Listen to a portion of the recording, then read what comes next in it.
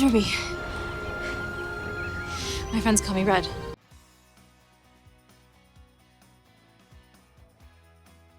Number 20, Skipper Johnston, Sex and the City. Steve Brady was Miranda's most serious love interest throughout Sex and the City, until, and just like that, ruined everything.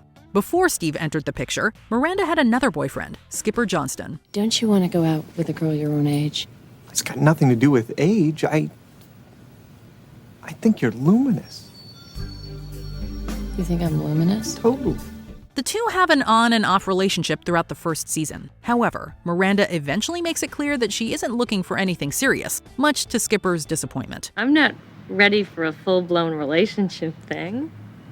What?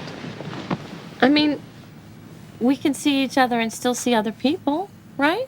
No, we can't. At least I can't. He resurfaces in a single episode of season 2, finally tired of being emotionally whipped around. Considering how they left things, we suppose it isn't surprising that Miranda and the audience never see Skipper again. Since Skipper was friends with Carrie before meeting Miranda, though, you'd think the show's narrator would have insight into his whereabouts. The resolution to his arc was skipped over. You know, you got a lot of nerve talking to me like nothing happens ever since you tossed me out like bad milk. You know, I'll tell you, I've been friggin' wonderful now that I've got you out of my system. Number 19, Behrooz Araz, 24. Day 4 introduces the Araz family. On the surface, they appear like a normal suburban family that immigrated to America. Behind closed doors, though, they are secretly working with a Middle Eastern terrorist named Habib Marwan. While his parents are committed to their so-called cause, teenage son Behrooz is apprehensive, especially after his girlfriend is murdered. But she didn't tell anyone. And we're fortunate that's the case. But she still saw the warehouse, and she could tell the authorities about it if she's ever brought in for questioning. His mother is eventually prompted to switch sides for her son's sake, although she's killed in the process. CTU later trades Behrooz to the terrorists for Jack Bauer. Does my mother know about this? Yes. You made a deal with her to put us both in witness protection. And we'll do everything to abide by that deal. Then don't do this! That's not an option. Although Behrooz is given tracking devices, they are swiftly destroyed. CTU loses track of Behrooz, as does the audience. A few deleted scenes would have revealed that Behrooz was rescued, but in the official canon, his day was cut short. My mom is okay, so I would agree to help you. We didn't have a choice, Perez. I'm sorry. Number 18, Alex Lessman, Gilmore Girls. The third season introduces Alex, Suki's friend of a friend. Alex emerges as a love interest for Lorelai, even though he's outdoorsy and she is not. Nevertheless, the two enjoy each other's company. Your mom's never been fishing before, has she? Oh, no, she's a well-seasoned fish killer. Uh-huh. I made lunch reservations at the Shahala Lodge and Spa afterward. Think she'll like that? She'll love that. Good. Go back to sleep. After appearing in 3 episodes, Alex suddenly goes AWOL. Lorelai mentions later in the season that they're still seeing each other, but it doesn't sound like she's very invested. I don't know what I'm feeling or what I'm looking for these days, and I hate that. It's so wishy-washy, but it's true. I mean, technically, I'm still seeing Alex, although it's more intermittent than ever. That is the last we hear of Alex, and the show never explains what happened to him. Since Lorelai goes on to have relationships with a few other guys, it's safe to say she broke up with Alex at some point. Or maybe she forgot to break up with him. The Gilmore Girls tend to do that. Rory, due to our ever-conflicting schedules, I think we should break up. Take care, Paul. Who? I can't believe how I treated him. I suck. Number 17, Lindsay Gardner, The OC. In season 2, Ryan dates new girl Lindsay Gardner, who is later revealed to be Caleb Nichols' daughter from an affair. Oh my God.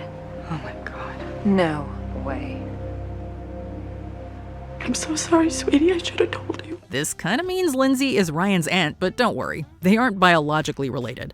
Although there is blood between Lindsay and Seth, with whom she also went out on a single occasion. I think you and I have a lot to be grateful for. Most of all, that we didn't start dating. Oh, yeah, because that would have been gross on several levels. While Caleb considers adopting her, Lindsay decides to move to Chicago with her mom, leaving Ryan behind. Lindsay never returns to Newport, not even when Caleb dies later that season. Granted, they didn't have the best relationship, but it still feels odd that Lindsay didn't show up for Caleb's funeral. We assumed she would at least be there for her half-sister Kirsten, who was also dealing with heavy substance use around this time. This is really weird. Oh, it's miss our family. Number 16, Brendan Lambert, Step by Step. When you're part of a big family, it's easy to get lost in the shuffle. In a sitcom like Step by Step, you can get lost altogether. Oh no, you're not having another kid, are you? No. As a matter of fact, we're thinking of getting rid of a couple we already have. Such was the case with Brendan Lambert, Frank's second-born son. Played by Josh Byrne, Brendan was a part of the Foster-Lambert bunch for 6 seasons. When the sitcom moved to CBS for a 7th and final season, we guess the showrunners forgot to pack Brendan. Did you hear that? Oh, I'm sorry, honey. Just a little backup on the breakfast sausage. Not that. The silence. It already felt like Brendan was being phased out of the show. He was absent from several season 6 episodes, with more attention going to little sister Lily. Behind the scenes, Byrne went to high school and left acting behind. That explains Brendan's absence, albeit not within the context of the show's universe. You take him up to his room and help him with his math, and you wear anybody's underwear you want to. Just don't show me. Number 15, Violet and Roscoe Plunkett, Mom. This sitcom's premise changed over time. As the title suggests, it was initially about a mom raising her 2 kids while reconciling with her own mom, Bonnie. After 2 seasons, teenage daughter Violet only made a handful of appearances in seasons 3 and 4. I'm gonna go stay with my friend Sarah. Okay. When are you coming back? I'm not. What are you talking about? I don't want to be here anymore. I'm done with all this. No. No one is done until I say we're done. Violet made her final appearance in season 6, as matriarch Christy attempts to reconcile with her. The two never quite receive closure, however. What do you say we build from here? I really want to be in your life. Actually, it's been really good not having you in my life. I'm finally in a healthy place right now, and I think that what would be best for me is to not have a relationship with you. Violet still got more closure than younger half-brother Roscoe, who was last seen in season 4. Roscoe goes to live with his father and stepmother, a plot point that's glanced over. While many felt the series improved as the focus shifted to Christy, Bonnie, and their support group, it's strange that a show called Mom forgot the kids. You take that back. Make me. Wait. If you guys are gonna do this, let's get a mud pit and make some money. Number 14, Adam Milligan, Supernatural. During season 4, the Winchester brothers meet Adam, a teenager looking for his father. As it turns out, his father is John Winchester, making him Sam and Dean's half-brother. He didn't want Adam to have our lives, okay? And we're gonna respect his wishes. Do I get a say in this? No! Babysit the kid. Where are you going? Going out!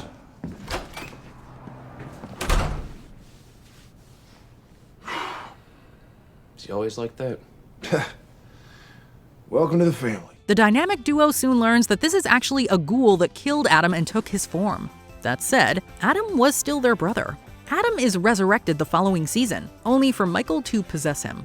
When Sam and Adam both wind up in hell, Dean can't save them both. Naturally, he chooses Sam. Come on, move it! No! Dean, help! In a show about brotherhood, one might think that Sam and Dean would channel their energy into freeing Adam. Yet Adam doesn't resurface until the 15th and final season.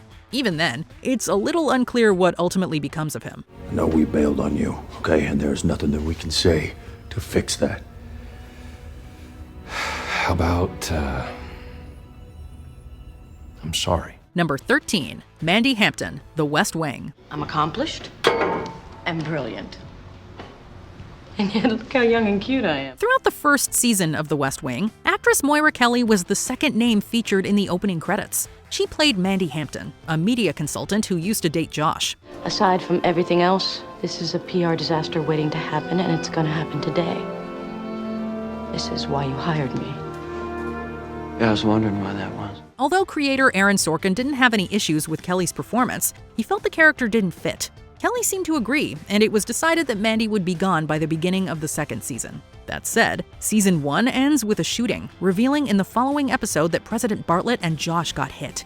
Amid this crisis, the White House media director just disappeared without explanation. Sorkin considered bringing Mandy back for an episode that would have cleared up her departure, but this never materialized. Are you crazy? Are you crazy? Mandy, Have you lost your mind? why don't we go up to my office? We can Why did you make that deal? Lady, I don't think you can leave your Shut car right up! there. Number 12, Sean's other siblings, Boy Meets World. Boy Meets World forgot about several characters over the years. Minkus and Mr. Turner are two notable examples, although the show would poke fun at their absence in a meta moment, while Girl Meets World brought both back. We appreciate it when students are fond of a teacher. I mean, it factors into a decision, but it cannot be the first priority. Sean's siblings didn't get the same consideration. In the first season, it's mentioned that Sean has a sister named Stacy, who is never brought up again, let alone seen. In season 3, Corey learns that Sean has a half-brother named Eddie. Here's a nice camera. Mine. What you doing with it here? We're just filming some video of, old friends and family. And you didn't ask me to be in it? Should I be insulted? Technically, they're stepbrothers, as Sean later finds out the woman who raised him wasn't his biological mother. Even so, it's curious that Eddie doesn't come up when Sean reunites with half-brother Jack, who becomes a mainstay of the show. Man, I am so proud to have 2 boys in college. You know what? I'm gonna go get me one of them official Pembroke University sweatshirts. Number 11. Various characters. Glee. Honestly, we could make a whole list of characters that Glee lost track of. Season 3 in particular introduced several newcomers who either disappeared completely over time or became glorified extras. School hits us even more now, which is why we have to work even harder this year to recruit new members. We're 3 men down. There was Rory Flanagan, whose entire personality revolved around him being Irish. We also got Joe Hart, who was religious, and that's pretty much it. Then there was Sugar Mata, who claimed to be on the spectrum, although that might have just been an excuse for her to get away with acting insensitive. Either way, not good representation. Here's the deal. I'm awesome, and I want to be a big, big star. And when I saw you guys singing and dancing in the cafeteria, I thought, I'm so much better than you. Sorry, Asperger's. The show kept forcing in characters like Marley Rose and Ryder Lynn, who were both irrelevant by the final season. Clearly, the writers only cared about a handful of characters, so why keep adding more? The only question is, which one of you is the new Rachel? Well, I am. Number 10. Mark Brendanowitz, Parks and Recreation. I want to thank you for meeting me today. I just work right there. Well, thank you for clearing your schedule. Oh, I didn't clear anything. After season 1, the political satire sitcom changed direction, and also seemingly left one of the department's integral employees behind. I'm gonna get out of here. Yeah. I'm sorry. It's okay. Oh my God! Oh! As despite his being a main character and love interest for both Leslie and Anne, Season 2 sees jaded city planner Mark Brendanowitz swiftly exit the Parks and Rec department. His epiphany is spurred by his fall in the pit, after which he realizes he needs to change his ways. And I mean that I literally fell to the bottom of a pit and hit a rock. I remember laying there thinking, there's probably a good reason why I'm down here. And single. The biggest decision he makes is to leave his government job in order to join the private sector, earning him the name Mark Brendana Quits in the season finale. Wait a minute. What are you doing? What's happening? They offered me a buyout and I took it. And so now I work for Norton Construction. Chris and Ben, who appeared in the previous episode, are then set to replace him as permanent cast members, while Mark silently disappears and is never heard from again. Number 9. Jacqueline Jackie Ames, the Fresh Prince of Bel-Air. Tyra Banks made her acting debut in season 4 of The Fresh Prince as Will's childhood friend Jackie. Oh my God, Will! From the moment they first reunite, their deep-rooted friendship is evident. And as the pair become reacquainted, the romantic energy between them intensifies too. Seems to me we were more than friends that night after Alonzo Simmons' party. I was young and immature then. I guess you still are. Low. However, Will's drunken antics at a party bring an abrupt end to their will they or won't they relationship. Hey! Hey, Jackie! I didn't see you standing in front of the dip. Infuriated by Will and her new boyfriend's childish behavior, Jackie asks Carlton to drive her home and leaves the party. Look, I've had about all I can take of this damn thing. Carlton, would you take me home, please? Later that night, when Will sobers up, he admits that his stupid behavior cost him a friend, and we never see Jackie again. Well, I got a lot accomplished today, huh? I lost Jackie, I lost my self-respect, lost my dinner. I ain't got nothing left. Number 8. Tori Scott, Saved by the Bell. Let me explain something. I'm Zach Morris. Should I be impressed? When the gang finally made it to graduation, they thought they were saying goodbye to their Bayside days for good. But when the show got picked up for some extra episodes, Actresses Tiffany Thiessen and Elizabeth Berkley had already moved on. Fine, I'll write the ad campaign. Good, then I'll do the product research. There's a cute librarian who owes me a favor. Does she know how to read? To fill the gap, the show introduced tough girl Tori Scott. Although she and Zach initially butt heads, she soon befriends the group and, of course, dates Zach and Slater. Yeah, I mean, it would be a lot of fun, and it's something the school would really appreciate. After 10 episodes, though, she disappears and her absence is never acknowledged. Neither are we told why Jesse and Kelly are all of a sudden back, though the real-life reason is because the episode was filmed beforehand.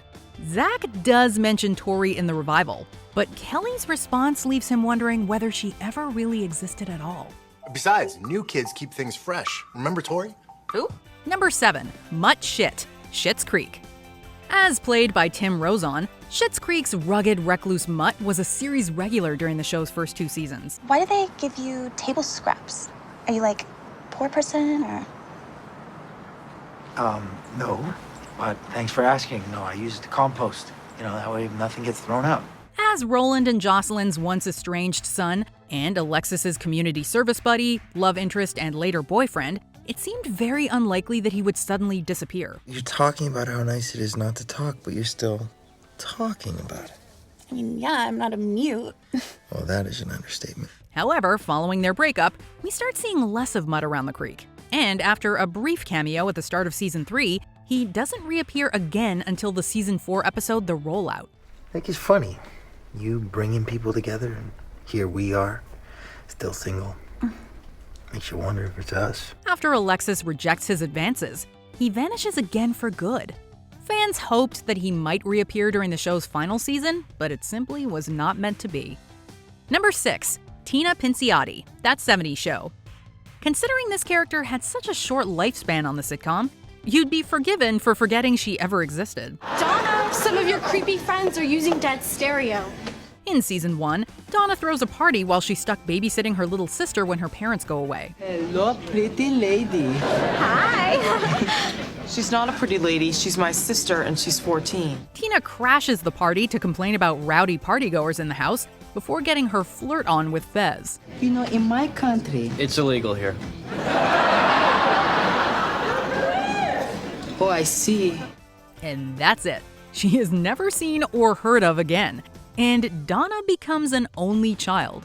Well, actually, she's mentioned once more at the end of the season 2 episode Vanstock. And whatever happened to Midge's daughter, Tina? Making a meta, tongue-in-cheek joke, the soap opera-style voiceover comments on her sudden disappearance. Number 5, Ruby Lucas, Once Upon a Time. It's gonna be dark soon.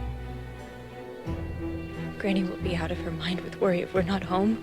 She'll go out there. After her growing popularity in season 1, not to mention an entire episode devoted to her story in season 2, Red was set as a series regular. However, that would end up only being temporary. I don't have to be afraid anymore.